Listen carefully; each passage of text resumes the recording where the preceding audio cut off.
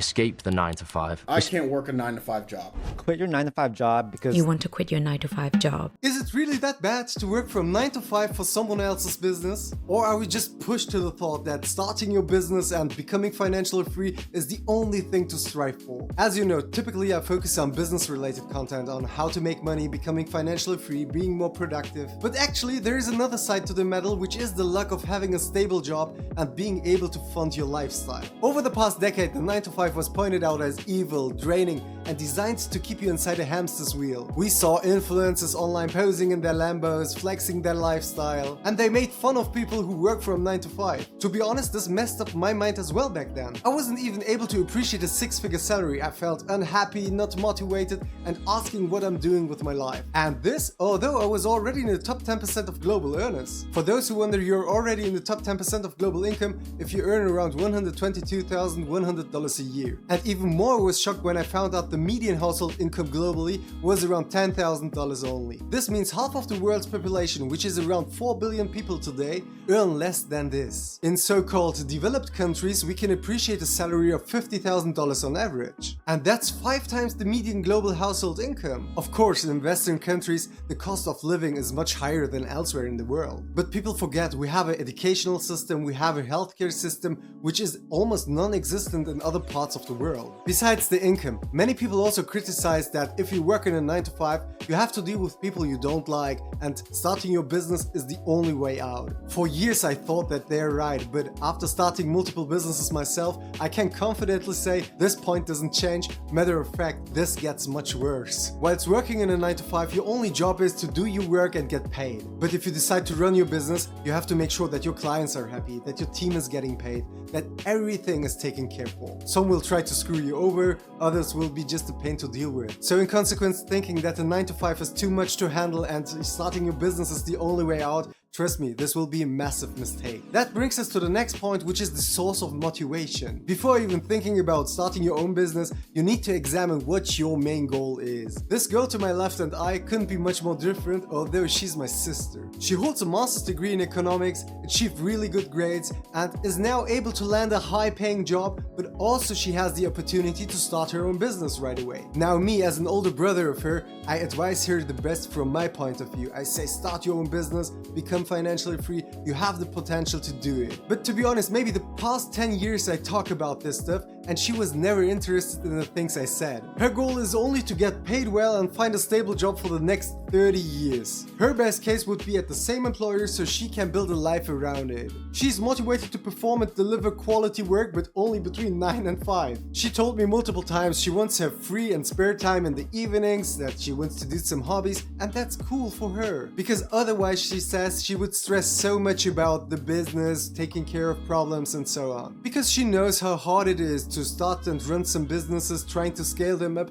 because she experiences firsthand from me. She sees me waking up at 4:45 a.m. every day, having a clear routine, having clear tasks and schedules. So I have times when I'm available for everything and everyone, but I have set times. Which sounds good on the one hand, but on the other hand, she sees me also exhausted, drained all of the time. Because in this journey, it's quite normal that you want to quit nearly every week. And exactly this type of stress I'm putting myself through isn't the type of stress that she wants. And to be honest, this is fair enough, because every individual has to draw his own path. Therefore, the source of motivation is important. I don't do this to become rich or quit my 9 to 5. My source of motivation is the journey I'm experiencing. My motivation is that a guy like me who comes from literally zero, ground bottom, can literally achieve everything. I had to build up my life completely alone, from education, business, network, just everything. And exactly this is what's keeping me driven. And to be honest, if someone tells you that waking up at 4:45 a.m. is so great, that you are so much more productive, they're lying. It sucks every day. The real question here is, are you ready to take it day by day and overcome it? And as I said, you can live a great life having a normal 9 to 5 job. But let's now come to the question, what's important when choosing a 9 to 5? Well, it depends really on the industry you're in. For those who don't know, the 40-hour work week was introduced in the golden days of manufacturing. For example, Henry Ford did adapt this concept to his company to attract skilled workers, because it gave them some time to recover and increase employee happiness. It was a privilege to have a job like this back then, and in return, employees were much more loyal to the company they were working for.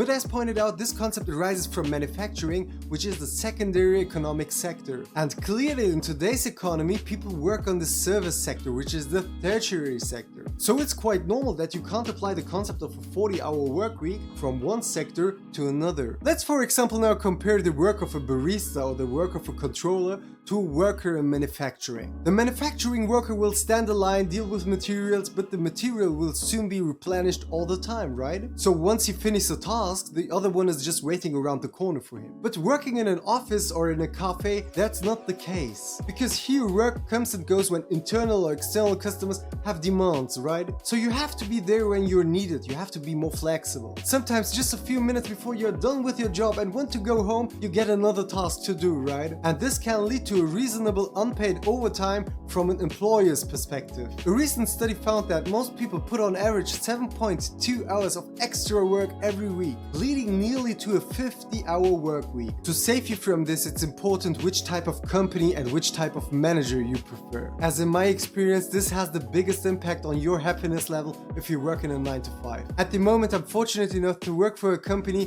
where everything is based on trust. You don't need to waste hours of your time if you have nothing to do in this moment. Instead, the company allows you to check on other stuff as well. But then the expectation is if you're needed after 5 p.m. or before 9 a.m. that you're there. So it's like a gentleman's agreement. Therefore, it's not really the 40-hour work week concept that is draining you, it's really the company's culture. I'm sure that especially in the next 10 years we'll face a massive change. Because this type of flexibility is demanded by many people. And employers who want to stay attractive need to adapt. If you remember, it was the same with working remotely before the corona pandemic. It was almost unimaginable. But today it's just common sense. Besides picking the right company, there are true benefits that can't be denied about a 9 to 5 job. First of all, you have to take care of literally nothing. People are always so easy on complaining about the work they need to do. But at the very least understand how complex it is to get to the work at all. Let me explain. If you're unemployed and decide to start your first business, you have to take care of everything. First, you need to think about a business idea, develop a business model, invest in your idea, and buy some tools, or you need an office space. So you take risk. Then you need to face regulatory changes, you have to deal with taxation, you acquire customers, close deals with suppliers, and hire maybe some staff even. So you're everywhere. And you work at least 70 hours a week, be sure about that. And by working at a 9 to 5, you get a work package just tailored for you. So if you're a controller, you'll need to update some sheets or create some reports or something like that. Or if you're a barista, you stand behind the bar and prep some coffee. And that's it, you have a clear work package you need to take care of and get paid. And as I said, it's a choice every individual must take for themselves. Don't stress too much about it, as there is no right or wrong in this type of decision. Not everyone can be a business owner, and you can achieve some serious wealth whilst working in a 9 to 5. You just need a strategy if becoming wealthy is your final goal. A father of a friend of mine works in manufacturing, right? He acquired his first real estate I guess 40 years ago. Today he owns 30 different places. Although he found his way to financial freedom,